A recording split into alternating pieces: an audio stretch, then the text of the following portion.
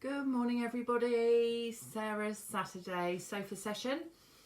Thank you, all of you, for coming. Crikey, there's loads of you coming in. I'm quite surprised as it's a bank holiday and the sun's out, which is great. That means everyone's got some beautiful plans. They can all go ahead. This week I'm going to talk to you about sleep, but I'm not going to talk in a way that you think I might be. I'm actually going to talk about sleep deprivation. Everyone seems to be busier and busier now since we are gradually coming out of lockdown, and subsequently because of it we're not actually getting very much sleep, and it's causing a great deal of problems out there. So I'm going to talk to you about the causes and what happens with sleep deprivation, some noticeable signs of sleep deprivation, how it actually affects the entire body, and then I'm going to give you some ideas and treatments as to help avoid it at all costs. So, sleep deprivation, what is it?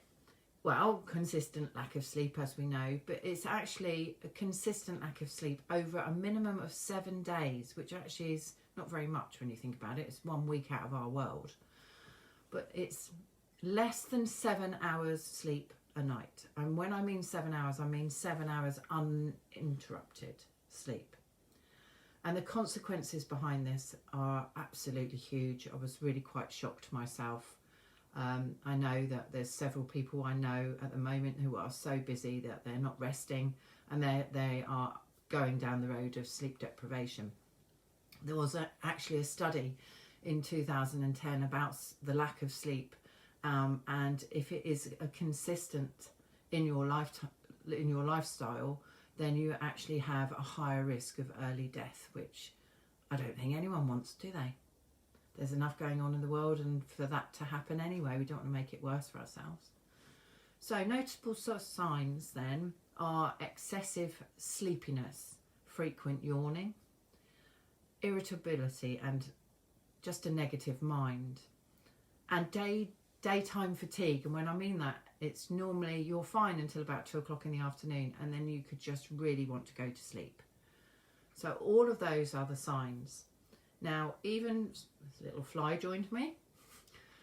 Even stimulants like coffee and all of the things that we know to try and avoid it and try and keep us awake actually make sleep deprivation worse. And the reason they do that is because it actually leads us to nighttime insomnia, because it stops us actually being able to go to sleep at a healthy time.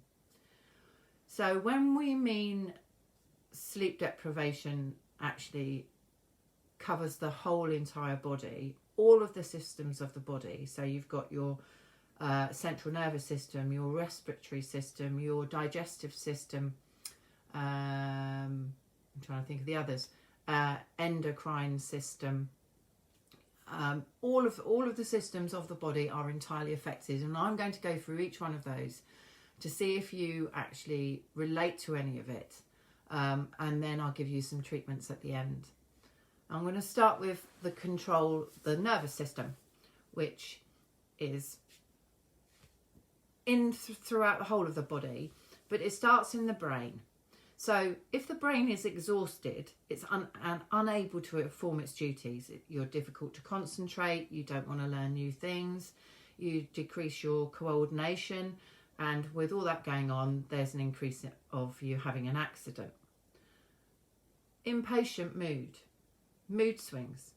That also suppresses your creativity, which is not very good. And then if this sleep deprivation goes on for a long time, you can actually start having hallucinations, which I was shocked to hear. Hallucinations, lovely word, then goes on to things like mania, what am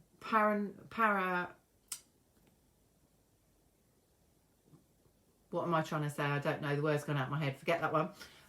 Anxiety, depression and suicidal thoughts.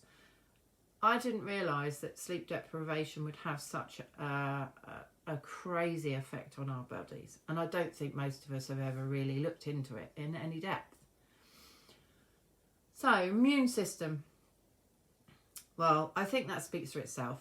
I was discussing with my son earlier that actually when we're all very ill, all we really want to do is sleep. And that's really good because that gives us chance for our bodies to naturally repair ourselves. And if you are suffering with lack of sleep or sleep deprivation, then your immune system will be affected insofar as you won't be able to fight off infections, as it won't have the chance to build the antibodies. Your body has to be in a state of rest to build antibodies up. And then you're at risk of things like heart disease and diabetes. That leads me on to the respiratory system. Waking up through the night, which I think changes when you get older. And I always think that older people always say they don't actually need so much sleep, or they don't sleep as much. But it can leave you vulnerable more times than not to colds and flu. And sleep deprivation can actually make it worse if you've got chronic disease or lung disease or even worse than that. So it's really important. We all know how important sleep is, but if you're not getting enough sleep on a regular basis, we know that it's going to form even more problems. Just going to turn my notes over. This lovely board that does all my notes, so I can keep looking at you and not shuffle around with bits of paper, which is cool. Okay, so we're now going to go on to the digestive system. As well as overeating and not having enough exercise, there are two actual hormones in our body that only activate when we are in our sleep. And they are leptin and ghrelin. Now, both of those control hunger and fullness. So if you're not getting enough sleep, we usually end up nighttime snacking. And it's always for something sweet, which is not good either. So then that causes those two hormones to reduce and increase, but in the wrong way round. So for enable us to have a healthy digestive system, we need to sleep better, longer, and stop the nighttime snacking. What happens then, obviously, if you're not getting enough sleep, is you get too tired. You can't even be bothered to exercise. You don't want to exercise. That then causes the body to release less insulin. Insulin reduces our blood sugars. Therefore, sleep deprivation lowers your tolerance for glucose. Another consequence that leads to diabetes. It's not good, all this, is it? Cardiovascular system that keeps our lovely heart beating and our blood flowing. Sleep deprivation will affect your blood sugar, as we've just said, but it will also affect your blood pressure and your inflammation levels. So it stops you being able to heal. You are more likely to get cardiovascular disease. Insomnia is actually linked to a higher risk of heart attack and stroke. And I really hope there's someone watching that I know who's just suffered that of late. Sleep is so important. No more getting up in the middle of the night because your brain is overactive. Just try and do all of the lovely treatments I'm going to give you later to stop that. Endocrine system, where we have our adrenaline, our fight to flight mode, is another area that is drastically affected by sleep deprivation. To get your testosterone hormone working, you have to have at least 3 hours uninterrupted sleep. I'm not very good with my words today. So if you don't get enough sleep, there is, especially in children as well, there is a great consequence that actually it can actually stop their growth, and it can stop muscle mass and cell repairs, which is absolutely, it's dreadful thought. I know my son was a terrible sleeper when he was younger, hence he was the smallest in his year for a long time. That's changed as he's got older because now he can't get out of bed and now he's 6'3". Funny that. I wonder if that works. I wonder if those two things go together.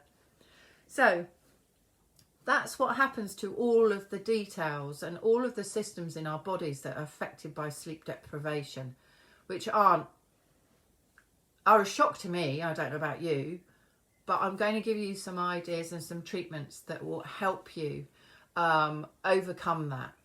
You must have at least 7 to 9 hours sleep a night. If you're not sleeping during the night, try not to sleep during the day. Stop napping. Go to bed at the same time every night. Avoid caffeine or any stimulants at least 3 hours before you go to bed. Try and relax. Try and read a book. Do some meditation. And the most important thing, and this one is to all of us, every single person in the world, turn your mobile phone off. Turn your TV off. And shut down and be quiet. That's it, folks, for this week. Next week I'm here again, 11 o'clock as normal. You know how to find me. Please leave your comments and your feedback.